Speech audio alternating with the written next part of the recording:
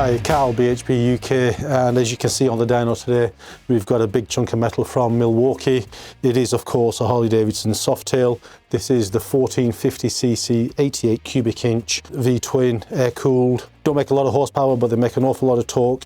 This bike's running the Screaming Eagles, so we're going to run it up on the dyno, see what it's doing. Obviously these bikes are very famous for their Milwaukee Thunder, so we are actually going to double up on our e-protection and let's get this run done.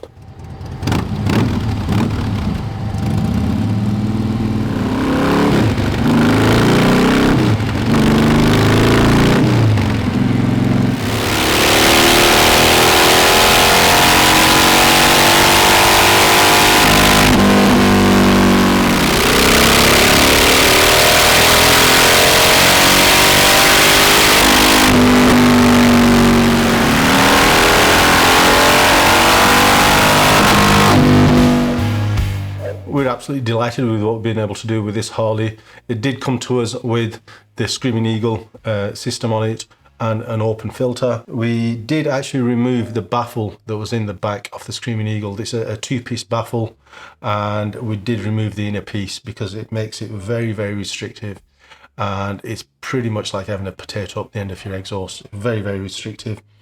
We didn't even try to run it with it. We just knew that it wasn't going to run right. The fueling would never be right, and the power delivery would be really compromised. We have seen it before. There's no point really reinventing the wheel. So we took the inner decibel killer out and ran it with the larger decibel killer in it. We did monitor the air fuel ratio for the front and the rear cylinders independently. I think for illustration purposes, we're just going to show you what we actually managed to achieve at the front cylinder. But what did we actually manage to achieve power and torque wise? At 100% throttle, we went up from 78 brake horsepower to 83, again of just over 5 brake horsepower. You can see it's pretty much everywhere throughout the rev range now. It is producing more power. As far as the torque's concerned, which is really where these bikes are at, the bike in stock mode made 105 Newton meters of torque at the back wheel. After the remap, it's gone up to 110.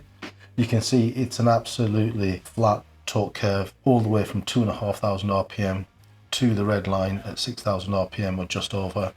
We've got a huge amount of torque everywhere. It really is an absolute torque monster to drive on the road. Most of our work obviously is done at partial throttle openings. You can see here at 25%, we've had to add quite a lot of fuel. We've gone a little bit richer than the 13.2 to 1 air fuel ratio. In our opinion, we just feel that this makes the bike really responsive from small throttle openings all the way through to wide open throttle. At 25% throttle here, you can see we're running at about 12.9 or 13 to 1 air fuel ratio. Everywhere else from 50% onwards, we're running at about 13.2 to 1 air fuel ratio. You can see here that we've added quite a lot of fuel, and the power curve now is a lot better than the stock.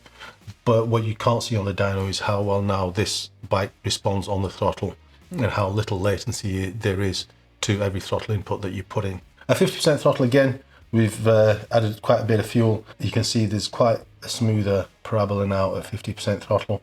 We've had a lot of feedback from the person that owns and rides this bike. He's absolutely delighted with the way that it does ride, and we really hope you're enjoying what we're bringing to the channel. If you do hit the like, subscribe and the bell icon, it'll keep you notified of any new Harley content that we're bringing to the channel. If you do have a Harley Davidson and you want us to tune it for you, some of these models are now available on our ECU tuner. This is a box that lets you read your ECU, send that file to us, we modify it and send it back to you.